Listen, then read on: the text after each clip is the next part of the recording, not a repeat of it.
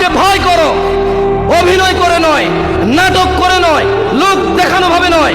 ইত্তাকুল্লাহ, আল্লাহ বলেছে আপনি আমি অভিনয় করব, নাটক করব, লোক দেখানোর জন্য আল্লাহকে ভয় করব।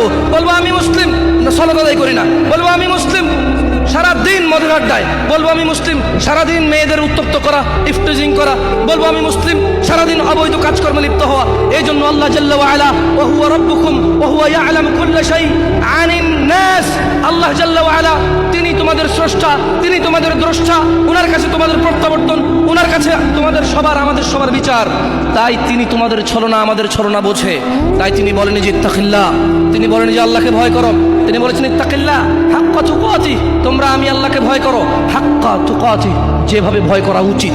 লা ইলাহা ইল্লাল্লাহ মুহাম্মাদুর, যেখানে আমার আল্লাহর নাম সেখানে বিশ্ব নবীর নাম আছে না নাই?